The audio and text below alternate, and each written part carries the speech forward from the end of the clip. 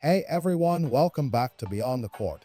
As we all know, due to being tied up by Cuban gas contract situation, the Warriors have once again stayed quiet this offseason. But despite the lack of big moves, the rumor mill has been buzzing. Names like Al Horford and D'Anthony Melton have all been linked to Golden State.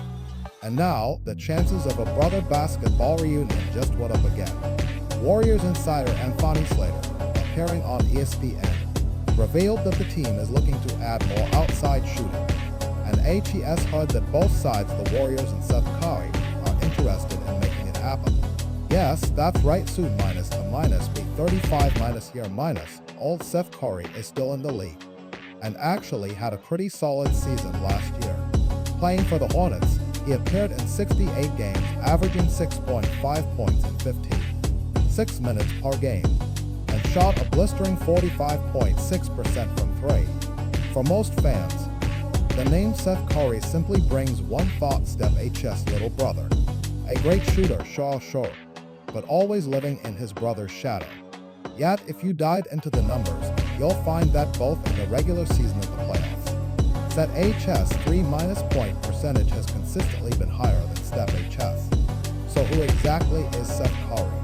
Why did a shooter this elite never reach his brother's level? And if he does join Golden State next season, what can we realistically expect from the Curry brothers reunion? Today, let's take a look at Seth Curry's basketball journey. Early years. Born in August 1990 in Charlotte, North Carolina, Seth is 2 years younger than his brother Steph. As the son of Hornets legend Del Curry, basketball was always part of the family DNA. In high school, Seth was a star, averaging 22.3 points, 5 rebounds, and 5 assists, while shooting 52% from the field and 49% from three, elite numbers by any measure.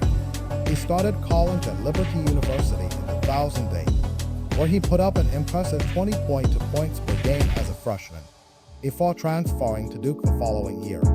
At first, he played behind Kyrie Irving, but after Kyrie got injured, Seth stepped up on the starting spot and kept improving. By his senior season in 2012-13, Kyrie was already in the NBA, and Seth became Duke's full minus-time starter, averaging 17.5 points and shooting 43.8% from three. He was named first-team All-ACC and selected to the Sporting News second-team All-American. But just before the draft, Seth underwent Rachel surgery, causing him to miss workouts and interviews. At just 6'1", lacking size and strength and without a chance to showcase himself, teams were hesitant to take a risk. So unsurprisingly, he went draft grad in 2013. The struggle years. Perhaps out of respect for his brother, the Warriors signed him midsummer to a non-guaranteed deal. But after averaging only 2.2 points in per season, he was waived and sent to the G-leagues, Santa Cruz Warriors. In December 2013, he got a 10-day contract with the Grizzlies, played for minutes, recorded no stats, and was released. Then came another 10-day deal with the Cavs, 9 minutes, 3 points, 1 rebound, 2 steals, then released again. Then Phoenix, 2 games, 8 total minutes as 0 points. And yes, released again. By 2015, Seth H's first 2 years in the pros were a cycle of hope, rejection, and G-league bus rides. But his belief never wavered. In the 2015 Summer League with the Kings, Seth finally broke through, averaging 24.3 points per game and making the All-Summer League first. That earned him the $2 million deal with Sacramento, with a player option for the second year. Small but real stability at last, breaking through as the third string guard behind Rondo and Darren Collison. Seth played 44 games and even started 9 of them. He averaged 6.8 points in 15.7 minutes and hit 45% of his threes. Clearly, the family trade runs strong. The next summers, he declined his option and signed at a -year $6 million deal with the Mavericks. It was there under Rick Carlisle's system that Seth finally blossomed.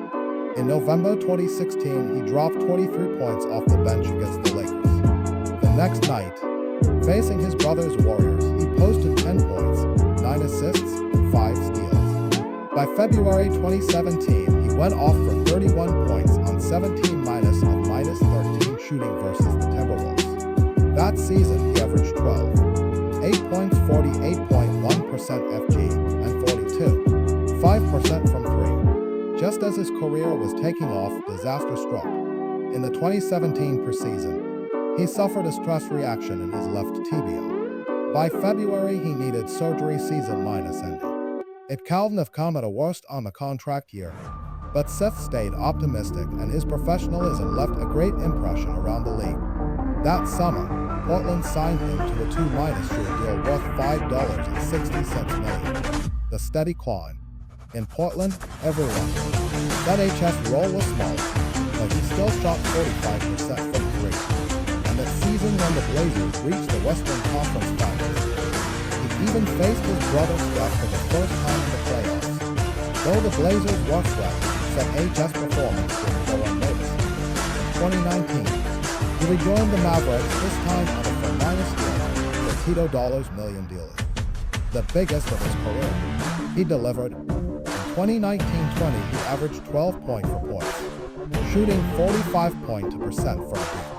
On February 29, 2020, he went nuclear 37 points on 15 minus and minus 13 shooting, including 8 minus and minus 9 from 3.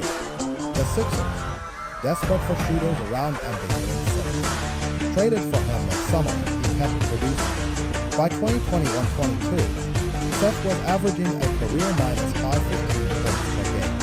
But when Philly traded for James Harden, Seth was packaged off to Brooklyn, between reduced minutes, nagging injuries, and his production began to decline. Last season with the Hornets, despite limited playing time, his 45.6% from 3 lead the entire league, proving that even at 35, the man can still flat minus outshoot.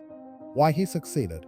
So how did Seth go from journeyman to reliable NBA rotation player, and even earn a $30 million contract? 3 reasons. First, a latent consistent shooting. It's basically the Curry family business. Career minus wise, HES hit 43.3% from 3 in the regular season, and 46.8% in the playoffs. Steph, by comparison, sits at 42.3% and 39.7%. At one point, Seth even set an NBA record for single minus month 3 minus point percentage, 59.1%. And as of 2021, he held the highest playoff 3 minus point percentage in NBA history. HES now 5th all minus time, but when you filter for players with real volume, HES still effectively near the top. Second, he evolved from a pure spot minus up shooter to a more versatile guard. Though undersized, he added mid-range and finishing tools. In 2023-24, he shot 83.3% at the rim, higher than LeBron's 77.2% and Luka's 76%. Third, his mentality. Seth HS' early career was filled with rejections and 10-day contracts, but he never gave up. He just kept grinding until he carved out his place in the league. Why HS, not Steph? Of course, despite all that, Seth was never going to be another Steph. His efficiency may be better, but his volume, role, and impact are not. Steph was a top minus 10 pick, a franchise cornerstone with full offensive freedom. The Warriors system was built around his gravity, his movement, and his shooting. Seth, meanwhile, welcome to the Highlight Hall of Fame. Bounced around as a role player, a system-dependent shooter rather than a system-defining one. Steph creates chaos for defenses, Seth punishes the chaos others create. And defensively, while Steph HS' improved strength and instincts have made him solid, Seth HS' size and lateral quickness have always limited him. Multiple leg injuries also robbed him of some explosiveness. In short, Steph is a system. Seth fits into systems. What if he joins the Warriors? So if the Warriors actually sign him, what then? Well, Seth still brings elite shooting, solid ball minus handling, and smart off minus ball movement. He can thrive in Golden State's motion minus heavy offense and hand-off actions, but HES unlikely to shoulder major minutes are using. On defense, he'll need plenty of help. That said, as a 9th to 11th man, A pure shooter who can stretch the floor and juice the second unit. HES a perfect low-minus risk pickup. And let's be honest, the Curry brothers' hand-off action would be a joy to watch. Plus, on the bench, HED be the ultimate locker minus room presence, keeping Steph loose, joking, and confident. In short, both on and off the court, ZHS value could quietly be bigger than you think.